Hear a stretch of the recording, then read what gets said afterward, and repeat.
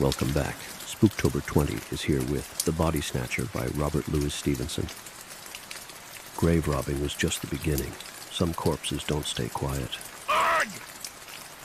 Every night in the year, 4 of us sat in the small parlor of the George at Debenham, the undertaker, and the landlord, and Fettes, and myself. Sometimes there would be more, but blow high, blow low, come rain or snow or frost, we 4 would be each planted in his own particular armchair.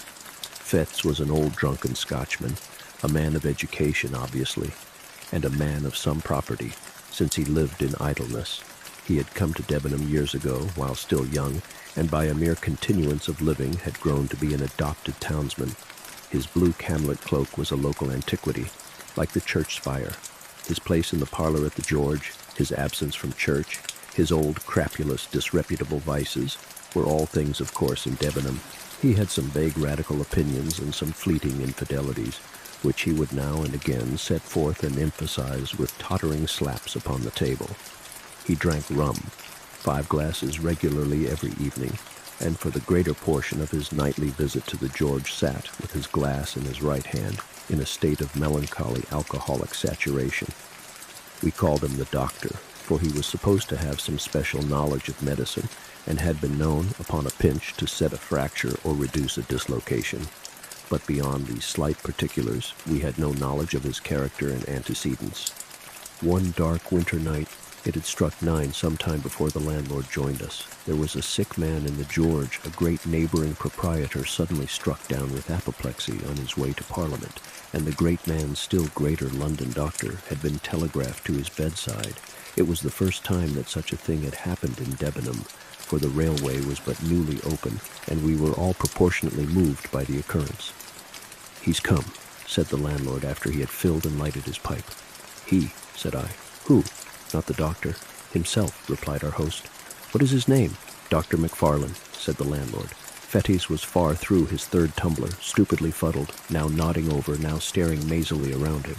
But at the last word he seemed to awaken and repeated the name McFarlane twice, quietly enough the first time, but with sudden emotion at the second.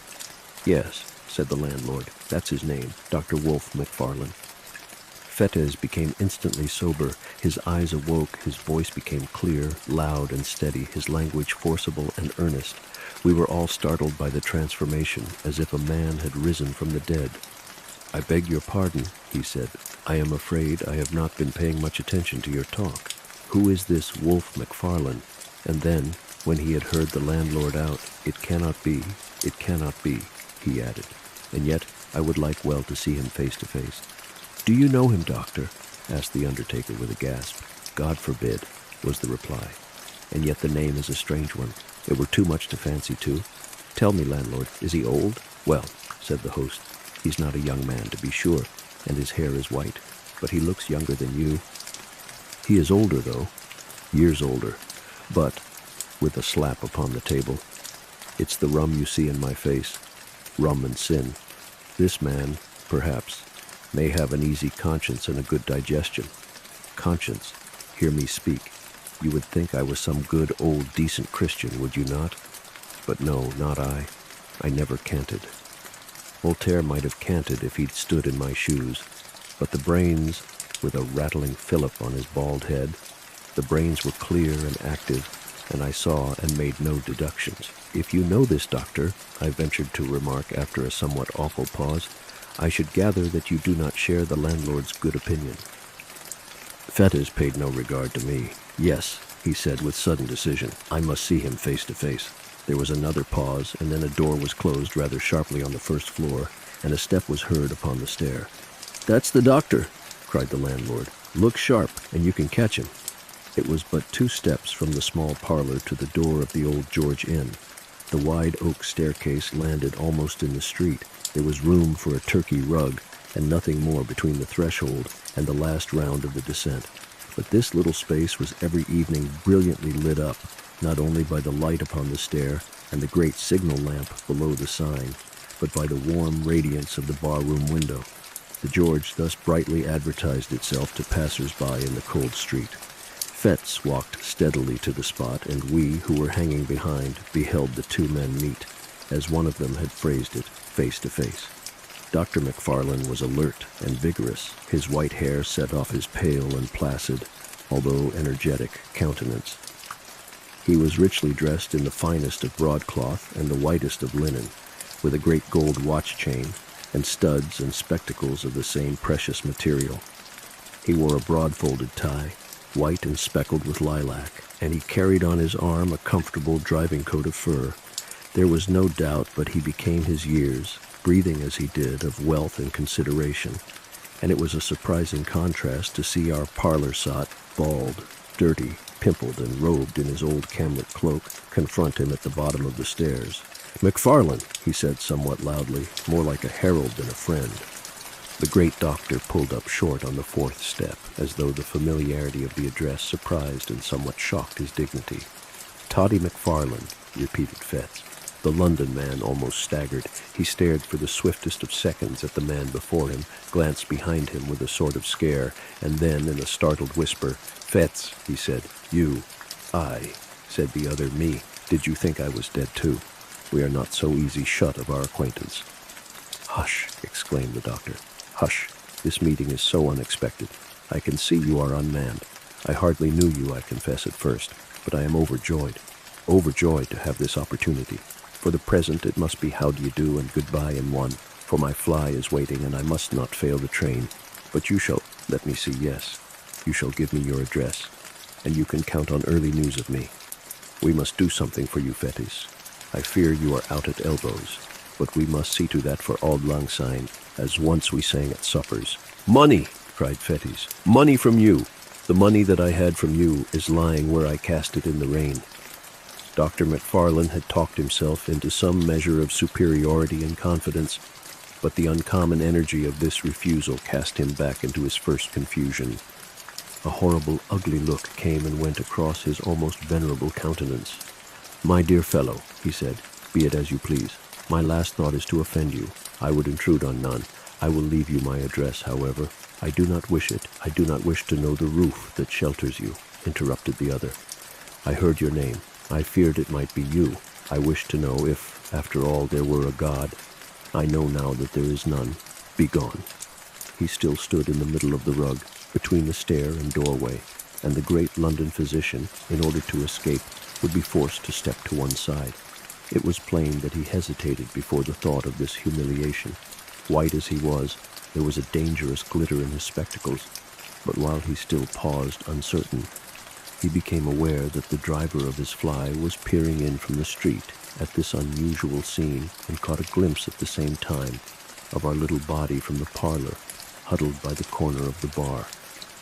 The presence of so many witnesses decided him at once to flee.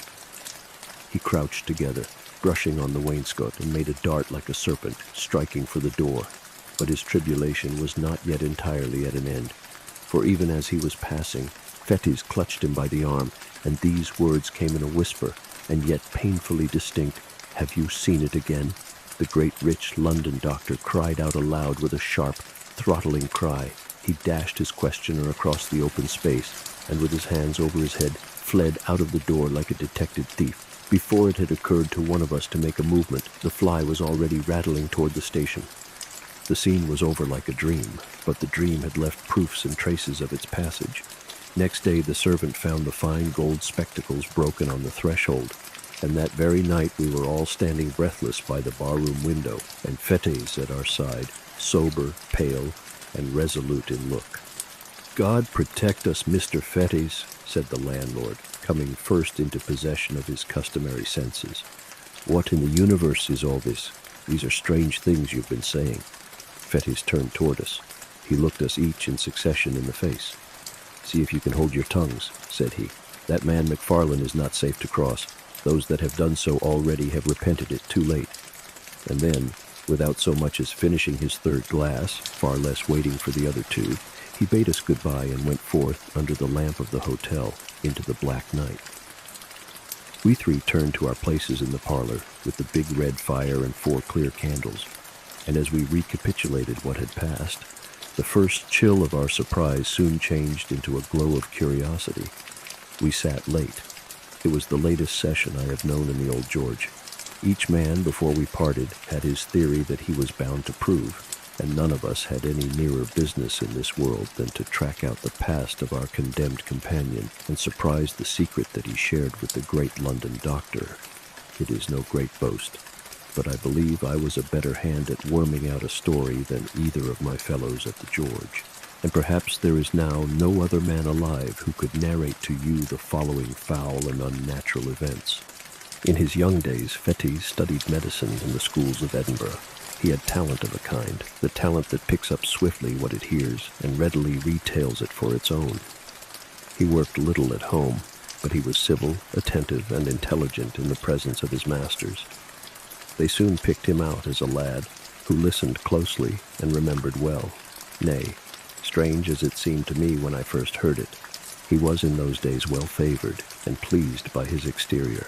There was, at that period, a certain extramural teacher of anatomy, whom I shall here designate by the letter K. His name was subsequently too well known. The man who bore it skulked through the streets of Edinburgh in disguise, while the mob that applauded at the execution of Burke called loudly for the blood of his employer. But Mr. K was then at the top of his vogue. He enjoyed a popularity due partly to his own talent and address, partly to the incapacity of his rival, the university professor. The students, at least, swore by his name, and Fettes believed himself, and was believed by others, to have laid the foundations of success when he had acquired the favor of this meteorically famous man. Mr. K was a bon vivant as well as an accomplished teacher. He liked a sly allusion no less than a careful preparation. In both capacities, Fettes enjoyed and deserved his notice, and by the second year of his attendance he held the half-regular position of second demonstrator or sub-assistant in his class. In this capacity, the charge of the theater and lecture room devolved in particular upon his shoulders. He had to answer for the cleanliness of the premises and the conduct of the other students, and it was a part of his duty to supply, receive, and divide the various subjects. It was with a view to this last, at that time very delicate affair, that he was lodged by Mr. K in the same wind, and at last in the same building with the dissecting rooms. Here, after a night of turbulent pleasures, his hands still tottering, his sight still misty and confused, he would be called out of bed in the black hours before the winter dawn by the unclean and desperate interlopers who supplied the table. He would open the door to these men, since infamous throughout the land. He would help them with their tragic burden, pay them their sordid price, and remain alone, when they were gone, with the unfriendly relics of humanity. From such a scene he would return to snatch another hour or two of slumber, to repair the abuses of the night and refresh himself for the labors of the day. Few lads could have been more insensible to the impressions of a life thus passed among the ensigns of mortality. His mind was closed against all general considerations. He was incapable of interest in the fate and fortunes of another, the slave of his own desires and low ambitions. Cold, light, and selfish in the last resort, he had that modicum of prudence, miscalled morality, which keeps a man from inconvenient drunkenness or punishable theft. He coveted, besides, a measure of consideration from his masters and his fellow pupils, and he had no desire to fail conspicuously in the external parts of life. Thus he made it his pleasure to gain some distinction in his studies, and day after day rendered unimpeachable eye service to his employer, Mr. K. For his day of work, he indemnified himself by nights of roaring, blackguardly enjoyment, and when that balance had been struck, the organ that he called his conscience declared itself content. The supply of subjects was a continual trouble to him as well as to his master. In that large and busy class, the raw material of the anatomists kept perpetually running out, and the business thus rendered necessary was not only unpleasant in itself, but threatened dangerous consequences to all who were concerned. It was the policy of Mr. K to ask no questions in his dealings with the trade. "They bring the body, and we pay the price," he used to say, dwelling on the alliteration, quid pro quo, and again, and somewhat profanely, "ask no questions," he would tell his assistants, for conscience sake. There was no understanding that the subjects were provided by the crime of murder. Had that idea been broached to him in words, he would have recoiled in horror. But the lightness of his speech upon so grave a matter was in itself an offense against good manners, and a temptation to the men with whom he dealt. Fettes, for instance, had often remarked to himself upon the singular freshness of the bodies. He had been struck again and again by the hangdog, abominable looks of the ruffians who came to him before the dawn, and putting things together clearly in his private thoughts, he perhaps attributed a meaning too immoral and too categorical to the unguarded counsels of his master. He understood his duty, in short, to have three branches: to take what was brought, to pay the price, and to avert the eye from any evidence of crime. One November morning, this policy of silence was put sharply to the test. He had been awake all night with a racking toothache, pacing his room like a caged beast or throwing himself in fury on his bed, and had fallen at last into that profound, uneasy slumber that so often follows on a night of pain, when he was awakened by the third or fourth angry repetition of the concerted signal.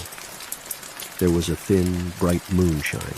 It was bitter cold, windy and frosty. The town had not yet awakened, but an indefinable stir already preluded the noise and business of the day.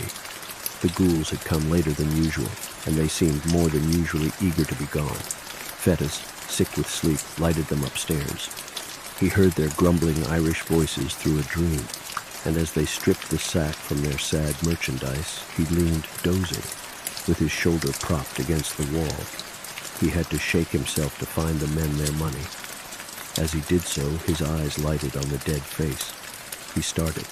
He took 2 steps nearer, with the candle raised. "God Almighty!" he cried. "That is Jane Galbraith." The men answered nothing, but they shuffled nearer the door. "I know her, I tell you," he continued. "She was alive and hearty yesterday. It's impossible she can be dead. It's impossible you should have got this body fairly." "Sure, sir, you're mistaken entirely," said one of the men, but the other looked Fettes darkly in the eyes and demanded the money on the spot. It was impossible to misconceive the threat or to exaggerate the danger. The lad's heart failed him. He stammered some excuses, counted out the sum, and saw his hateful visitors depart. No sooner were they gone than he hastened to confirm his doubts. By a dozen unquestionable marks, he identified the girl he had jested with the day before. He saw with horror marks upon her body that might well betoken violence. A panic seized him, and he took refuge in his room. There he reflected at length over the discovery that he had made, considered soberly the bearing of Mr. K's instructions and the danger to himself of interference in so serious a business, and at last, in sore perplexity, determined to wait for the advice of his immediate superior, the class assistant. This was a young doctor, Wolfe McFarlane, a high favorite among all the reckless students, clever, dissipated, and unscrupulous to the last degree. He had traveled and studied abroad. His manners were agreeable and a little forward. He was an authority on the stage, skillful on the ice or the links with skate or golf club. He dressed with nice audacity, and to put the finishing touch upon his glory, he kept a gig and a strong trotting horse. With Fettes he was on terms of intimacy. Indeed, their relative positions called for some community of life, and when subjects were scarce, the pair would drive far into the country in McFarlane's gig, visit and desecrate some lonely graveyard, and return before dawn with their booty to the door of the dissecting room. On that particular morning, McFarlane arrived somewhat earlier than his wont. Fettes heard him and met him on the stairs, told him his story, and showed him the cause of his alarm. McFarlane examined the marks on her body. "Yes," he said with a nod. "It looks fishy." "Well, what should I do?" asked Fettes. "Do?" repeated the other. "Do you want to do anything?" "Least said, soonest mended, I should say." "Someone else might recognize her," objected Fettes. "She was as well known as the Castle Rock." "We'll hope not," said McFarlane. "And if anybody does, well, you didn't, don't you see? And there's an end. The fact is, this has been going on too long. Stir up the mud, and you'll get K into the most unholy trouble. You'll be in a shocking box yourself. So will I, if you come to that. I should like to know how any one of us would look, or what the devil we should have to say for ourselves in any Christian witness box. For me, you know, there's one thing certain, that, practically speaking, all our subjects have been murdered." "McFarlane!" cried Fettes. "Come now," sneered the other, "as if you hadn't suspected it yourself. Suspecting is one thing, and proof another. Yes, I know, and I'm as sorry as you are this should have come here," tapping the body with his cane. "The next best thing for me is not to recognize it, And, he added coolly, I don't. You may, if you please. I don't dictate, but I think a man of the world would do as I do, and I may add, I fancy that is what Kay would look for at our hands. The question is, why did he choose us two for his assistance? And I answer, because he didn't want old wives. This was the tone of all others to affect the mind of a lad like Fetz. He agreed to imitate McFarlane. The body of the unfortunate girl was duly dissected, and no one remarked or appeared to recognize her. One afternoon, when his day's work was over, Fetz dropped into a popular tavern and found McFarlane sitting with a stranger. This was a small man, very pale and dark, with coal-black eyes. The cut of his features gave a promise of intellect and refinement, which was but feebly realized in his manners, for he proved, upon a nearer acquaintance, coarse, vulgar, and stupid.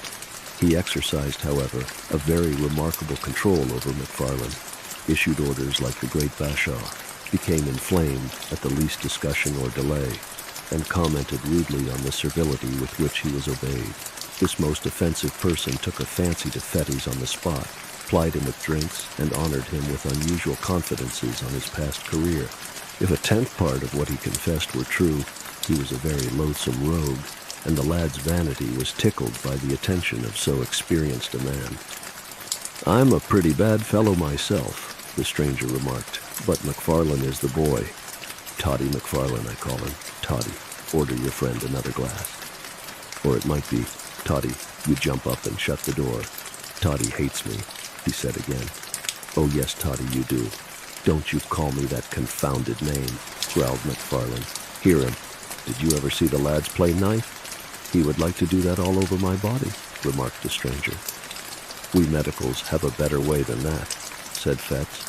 When we dislike a dead friend of ours, we dissect him. McFarlane looked up sharply, as though this jest were scarcely to his mind. The afternoon passed. Gray, for that was the stranger's name, invited Fettes to join them at dinner, ordered a feast so sumptuous that the tavern was thrown into commotion, and when all was done, commanded McFarlane to settle the bill. It was late before they separated. The man Gray was incapably drunk. McFarlane, sobered by his fury, chewed the cud of the money he had been forced to squander, and the slights he had been obliged to swallow. Fettes, with various liquors singing in his head, returned home with devious footsteps and a mind entirely in abeyance. Next day, McFarlane was absent from the class, and Fettes smiled to himself as he imagined him still squiring the intolerable Gray from tavern to tavern. As soon as the hour of liberty had struck, he posted from place to place in quest of his last night's companions. He could find them, however, nowhere, so returned early to his rooms, went early to bed, and slept the sleep of the just. At 4 a.m, he was awakened by the well-known signal. Descending to the door, he was filled with astonishment to find McFarlane with his gig, and in the gig, one of those long and ghastly packages with which he was so well acquainted. What? He cried. Have you been out alone? How did you manage? But McFarlane silenced him roughly, bidding him turn to business. When they had got the body upstairs and laid it on the table, McFarlane made at first as if he were going away. Then he paused and seemed to hesitate. And then, you had better look at the face, said he, in tones of some constraint. You had better, he repeated, as Fettes only stared at him in wonder. But where and how and when did you come by it? Cried the other. Look at the face, was the only answer. Fettes was staggered. Strange doubts assailed him. He looked from the young doctor to the body, and then back again. At last, with a start, he did as he was bidden. He had almost expected the sight that met his eyes, and yet the shock was cruel. To see, fixed in the rigidity of death and naked on that coarse layer of sackcloth, the man whom he had left well-clad and full of meat and sin upon the threshold of a tavern, awoke, even in the thoughtless Fettes, some of the terrors of the conscience. It was a crass tibi which re-echoed in his soul, that two whom he had known should have come to lie upon these icy tables. Yet these were only secondary thoughts. His first concern regarded Wolfe. Unprepared for a challenge so momentous, he knew not how to look his comrade in the face. He durst not meet his eye, and he had neither words nor voice at his command. It was McFarlane himself who made the first advance. He came up quietly behind, and laid his hand gently but firmly on the other's shoulder. Richardson, said he, may have the head. Now Richardson was a student who had long been anxious for that portion of the human subject to dissect. There was no answer, and the murderer resumed. Talking of business, you must pay me. Your accounts, you see, must tally. Fetz found a voice, the ghost of his own. Pay you, he cried. Pay you for that? Why, yes, of course you must. By all means, and on every possible account you must, returned the other. I dare not give it for nothing. You dare not take it for nothing. It would compromise us both. This is another case like Jane Galbraith's. The more things are wrong, the more we must act as if all were right. Where does old Kay keep his money? There, answered Fetz hoarsely, pointing to a cupboard in the corner. Give me the key, then, said the other calmly, holding out his hand. There was an instant's hesitation, and the die was cast.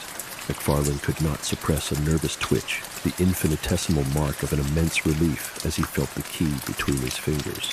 He opened the cupboard, brought out pen and ink and a paper book that stood in one compartment, and separated from the funds in a drawer a sum suitable to the occasion. Now, look here, he said. There is the payment made. First proof of your good faith, first step to your security. You have now to clinch it by a second. Enter the payment in your book, and then you, for your part, may defy the devil. The next few seconds were for Fettes an agony of thought, but in balancing his terrors it was the most immediate that triumphed. Any future difficulty seemed almost welcome if he could avoid a present quarrel with McFarlane. He set down the candle which he had been carrying all this time, and with a steady hand entered the date, the nature, and the amount of the transaction. And now, said McFarlane, it's only fair that you should pocket the lucre. I've had my share already. By the by, when a man of the world falls into a bit of luck, has a few shillings extra in his pocket, I'm ashamed to speak of it, but there's a rule of conduct in the case. No treating, no purchase of expensive class books, no squaring of old debts. Borrow, don't lend. McFarlane, began Fetz, still somewhat hoarsely, I have put my neck in a halter to oblige you. To oblige me? Cried Wolfe. Oh, come. You did, as near as I can see the matter, what you downright had to do in self-defense. Suppose I got into trouble, where would you be? This second little matter flows clearly from the first. Mr. Gray is the continuation of Miss Galbraith. You can't begin and then stop. If you begin, you must keep on beginning. That's the truth. No rest for the wicked. A horrible sense of blackness and the treachery of fate seized hold upon the soul of the unhappy student. My God, he cried, but what have I done, and when did I begin? To be made a class assistant, in the name of reason, where's the harm in that? Service wanted the position, Service might have got it. Would he have been where I am now? My dear fellow, said McFarlane, what a boy you are.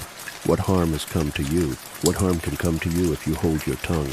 Why, man, do you know what this life is? There are two squads of us, the lions and the lambs. If you're a lamb, you'll come to lie upon these tables like Gray or Jane Galbraith. If you're a lion, you'll live and drive a horse like me, like Kay, like all the world with any wit or courage. You're staggered at the first. But look at Kay, my dear fellow. You're clever, you have pluck. I like you, and Kay likes you. You were born to lead the hunt, and I tell you on my honor and my experience of life, 3 days from now you'll laugh at all these scarecrows like a high school boy at a farce. And with that, McFarlane took his departure and drove off up the wind in his gig to get under cover before daylight. Fettes was thus left alone with his regrets. He saw the miserable peril in which he stood involved.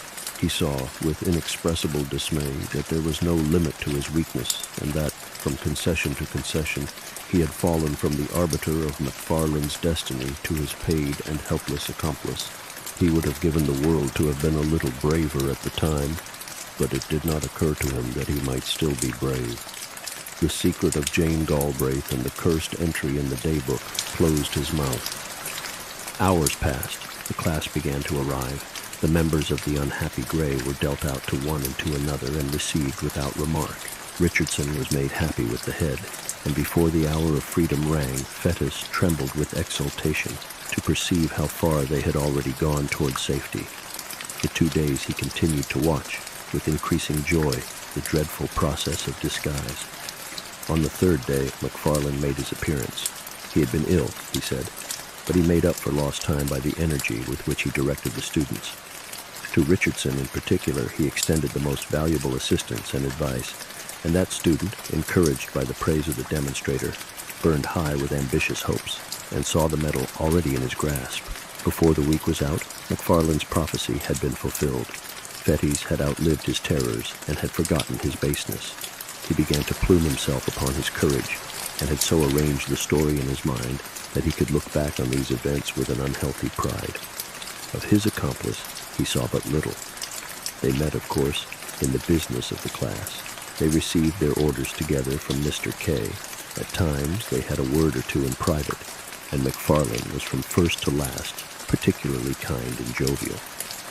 But it was plain that he avoided any reference to their common secret, and even when Fettes whispered to him that he had cast in his lot with the lions and forsworn the lambs, he only signed to him smilingly to hold his peace. At length, an occasion arose which threw the pair once more into a closer union. Mr. K was again short of subjects, pupils were eager, and it was a part of this teacher's pretensions to be always well supplied.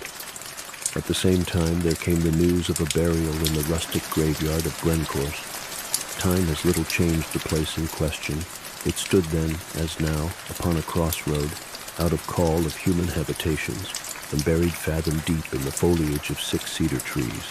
The cries of the sheep upon the neighboring hills, the streamlets upon either hand, one loudly singing among pebbles, the other dripping furtively from pond to pond, the stir of the wind in mountainous old flowering chestnuts, and once in 7 days the voice of the bell and the old tunes of the precentor were the only sounds that disturbed the silence around the rural church. The Resurrection Man, to use a byname of the period, was not to be deterred by any of the sanctities of customary piety. It was part of his trade to despise and desecrate the scrolls and trumpets of old tombs, the paths worn by the feet of worshippers and mourners, and the offerings and the inscriptions of bereaved affection.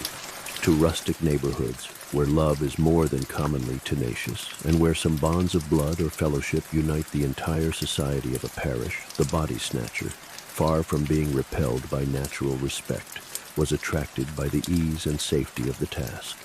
To bodies that had been laid in earth in joyful expectation of a far different awakening, there came that hasty, lamp-lit, terror-haunted resurrection of the spade and mattock.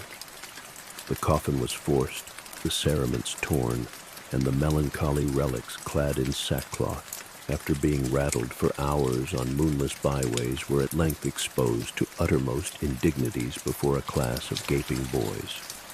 Somewhat as 2 vultures may swoop upon a dying lamb, Fettes and McFarlane were to be let loose upon a grave in that green and quiet resting place. The wife of a farmer, a woman who had lived for 60 years and been known for nothing but good butter and a godly conversation, was to be rooted from her grave at midnight and carried dead and naked to that faraway city that she had always honored with her Sunday's best. The place beside her family was to be empty till the crack of doom, her innocent and almost venerable members to be exposed to that last curiosity of the anatomist. Late one afternoon the pair set forth, well wrapped in cloaks and furnished with a formidable bottle. It rained without remission, a cold, dense, lashing rain. Now and again there blew a puff of wind, but these sheets of falling water kept it down. Bottle and all, it was a sad and silent drive as far as Pennaquick, where they were to spend the evening. They stopped once to hide their implements in a thick bush not far from the churchyard, and once again at the Fisher's Tryst, to have a toast before the kitchen fire and vary their nips of whiskey with a glass of ale. When they reached their journey's end, the gig was housed, the horse was fed and comforted, and the 2 young doctors in a private room sat down to the best dinner and the best wine the house afforded. The lights, the fire, the beating rain upon the window, the cold, incongruous work that lay before them, added zest to their enjoyment of the meal. With every glass their cordiality increased. Soon McFarlane handed a little pile of gold to his companion. "A compliment," he said. "Between friends, these little D.D. accommodations ought to fly like pipe lights." Fettes pocketed the money and applauded the sentiment to the echo. "You are a philosopher," he cried. "I was an ass till I knew you. You and Kay between you, by the Lord Harry, but you'll make a man of me." "Of course we shall," applauded McFarlane. "A man? I tell you, it required a man to back me up the other morning." There are some big, brawling 40-year-old cowards who would have turned sick at the look of the DD thing, but not you. You kept your head. I watched you. Well, and why not? Fettes thus vaunted himself. It was no affair of mine. There was nothing to gain on the one side but disturbance, and on the other, I could count on your gratitude, don't you see? And he slapped his pocket till the gold pieces rang. McFarlane somehow felt a certain touch of alarm at these unpleasant words. He may have regretted that he had taught his young companion so successfully, but he had no time to interfere, for the other noisily continued in this boastful strain. The great thing is not to be afraid. Now, between you and me, I don't want to hang. That's practical. But for all cant, McFarlane, I was born with a contempt. Hell, God, devil, right, wrong, sin, crime, and all the old gallery of curiosities. They may frighten boys, but men of the world like you and me despise them. Here's to the memory of Gray. It was by this time growing somewhat late.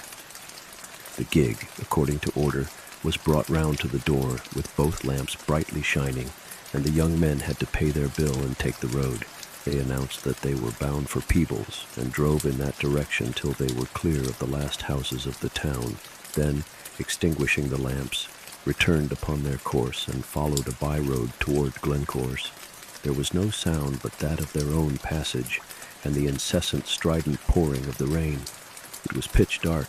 Here and there a white gate or a white stone in the wall guided them for a short space across the night, but for the most part it was at a foot pace and almost groping that they picked their way through that resonant blackness to their solemn and isolated destination.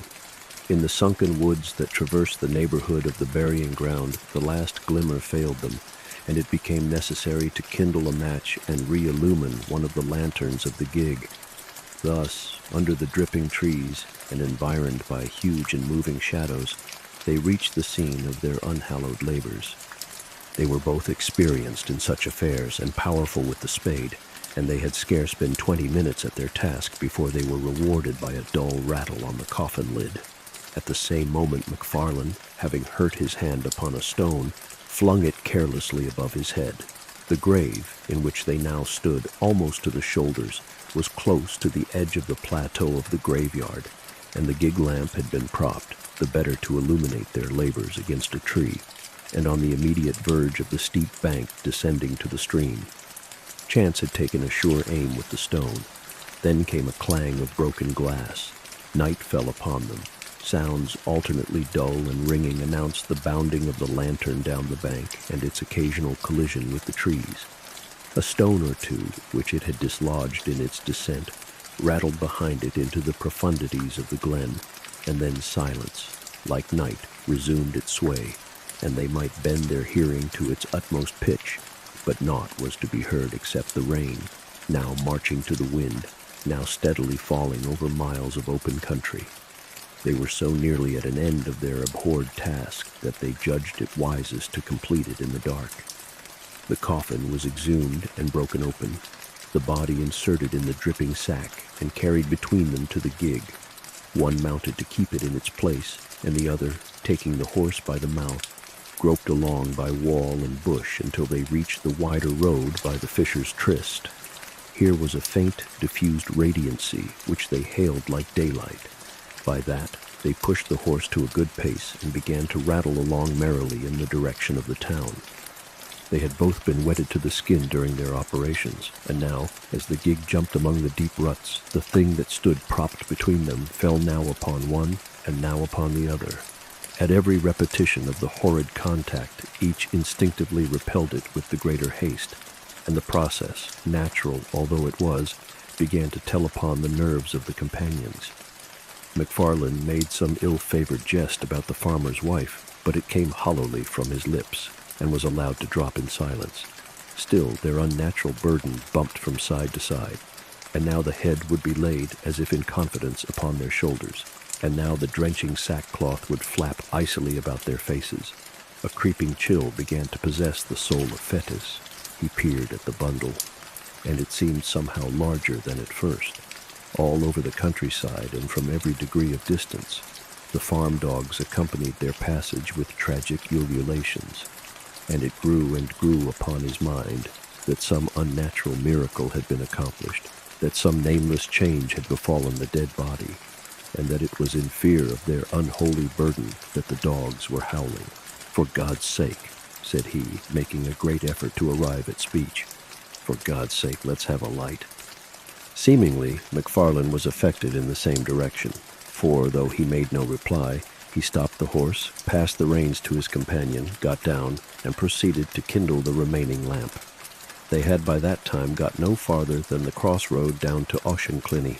The rain still poured as though the deluge were returning, and it was no easy matter to make a light in such a world of wet and darkness.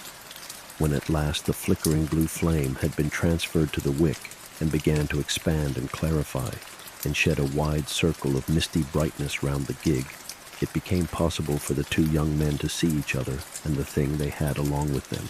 The rain had molded the rough sacking to the outlines of the body underneath. The head was distinct from the trunk, the shoulders plainly modeled. Something at once spectral and human riveted their eyes upon the ghastly comrade of their drive. For some time McFarlane stood motionless, holding up the lamp. A nameless dread was swathed like a wet sheet about the body, and tightened the white skin upon the face of Fett. A fear that was meaningless, a horror of what could not be, kept mounting to his brain. Another beat of the watch, and he had spoken, but his comrade forestalled him. "That is not a woman," said McFarlane in a hushed voice. "It was a woman when we put her in," whispered Fettes. "Hold that lamp," said the other. "I must see her face." And as Fettes took the lamp, his companion untied the fastenings of the sack and drew down the cover from the head. The light fell very clear upon the dark, well-molded features and smooth-shaven cheeks of a too familiar countenance often beheld in dreams of both of these young men. A wild yell rang up into the night. Each leaped from his own side into the roadway. The lamp fell, broke, and was extinguished, and the horse, terrified by this unusual commotion, bounded and went off toward Edinburgh at a gallop, bearing along with it, sole occupant of the gig, the body of the dead and long-dissected Grey. And with that we reach the end of this story. I hope to see you tomorrow for Spooktober 21. Bye-bye.